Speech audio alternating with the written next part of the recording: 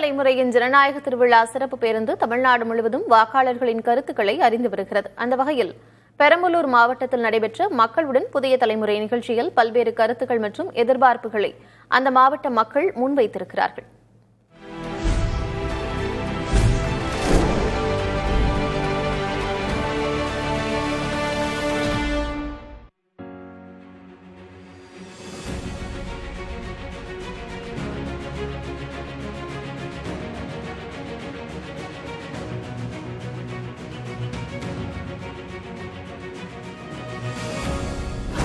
வணக்கம்.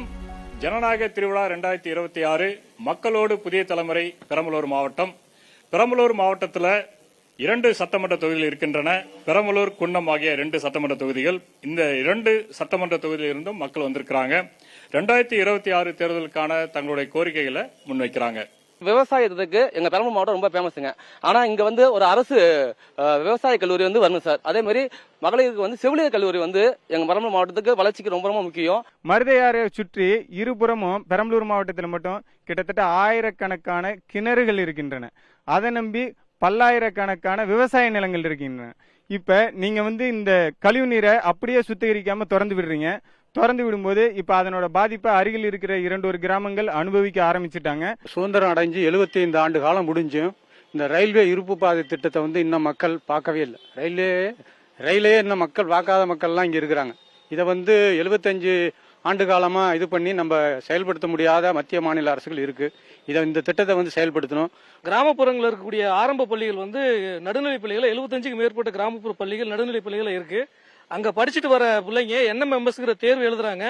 பெரும்பான்மையான மாணவர்கள் கிராமப்புறத்துல படிச்சு முடிச்சிடறாங்க. அவங்களுக்கு 9வது 10வதுக்கு ஆசிரியர்கள் தேர்ந்தெடுக்கப்பட்டும் அந்த திட்டம் மட்டும் பெரம்பலூர் மாவட்டத்தில் செயல்படுத்தப்படாமலே இருக்கு.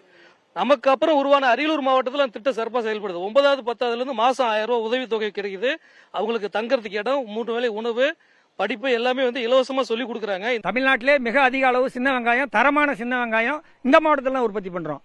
அந்த வெங்காயத்தை உற்பத்தி பண்ற விவசாயிகளுக்கு சரியான விலை கிடைக்குதுன்னா கிடைக்கல. இன்னைக்கு 12 ரூபாய்க்கு பண்ணையில கொள்முதல் பண்றாங்க சின்ன வெங்காயத்தை. அதே போல இந்த மாவட்டத்தில் 897 கண்மாய்கள், ஏரிகள், குளம், குட்டைகள் இருக்கு. அதுல பிரதானமா 73 ஏரிகள் இருக்கு, பெரிய ஏரிகள். அந்த 73 ஏரிகள் இந்த வருஷம் பாத்தீங்கன்னா வெறும் 4 ஏரி தான் நிறைஞ்சது. தண்ணியே இல்ல ஏரிங்கல்ல. நமக்கு வேலை கொடுக்குறோம்னு சொல்லிட்டு தொழிற்சாலை நிறைய இங்க வந்திருக்கு. இங்க இருக்கிற தொழிற்சாலையிலுமே பாத்தீங்கன்னா உயர்நிலையில இருக்கிற அதிகாரிகள் எல்லாமே பாத்தீங்கன்னா வெளி மாநிலத்தோட தான் பணிபுரிஞ்சுட்டு இருக்காங்க.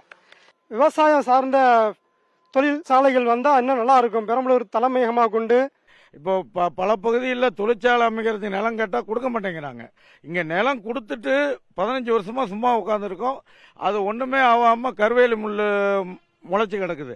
அந்த நிலத்தை பயன்படுத்தி இந்த மாவட்ட இளைஞர்களுக்கு வேலை கொடுக்கக்கூடிய ஒரு தொழிற்சாலை அமைச்சா என்ன? எங்க மாவட்டத்துல ஒரு சின்ன பிரச்சனை கூட, தலையில அடிபட்டுச்சுன்னா கூட திருச்சி இங்க டாக்டர் இல்ல, திருச்சி கூட்டு போவாங்க அப்படிங்கிறாங்க சார். இந்த நிலைமை முற்றிலும் மாறும். இது உடனடியாக மாறும் சார். எங்க உயிர் சம்பந்தமான பிரச்சனை சார். மாநகராட்சி வரை அறிவிப்பு செஞ்சிருக்காங்க. முதல்ல தரைமுகத்துங்க, அப்புறம் மாநகராட்சியா கொண்டு வாங்க அப்படிங்கிறது எங்களுடைய கோரிக்கை. பொழுதுபோக்கே இல்லாத மாவட்டம்னு பார்த்தா பெரம்பலூர் மாவட்டம். அதற்கான ஒரு முன்னெடுப்பா எந்த ஆட்சியாளரும் இதுவரை எடுக்கல. ஆசியாவிலேயே மிக நீளமான கல்மரம் எது அப்படின்னா நம்ம சாத்தனூர் கல்மரம் தான். 18 மீட்டர் நீளம், இன்னைக்கு இருக்கிறது 12 மீட்டர் இருக்கு. 76 ஏக்கர் ஏரி.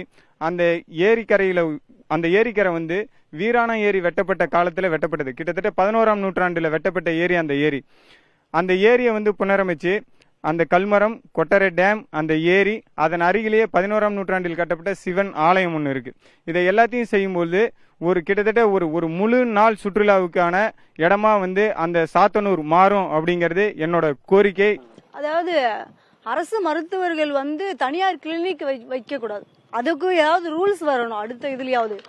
அதுதான் எல்லா பிரச்சனைகளுக்குமே முதல் காரணம். அவங்க தனியார் கிளினிக்ல இருந்துட்டு மக்களை எல்லாமே அவங்க தப்பா ராங் டைரக்டர்ஸ் கொடுக்கறாங்க.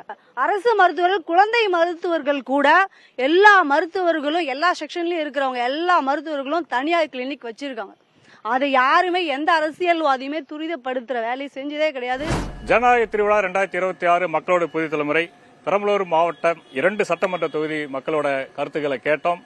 மீண்டும் அடுத்த மாவட்டத்தோடு சந்திக்கலாம். நன்றி.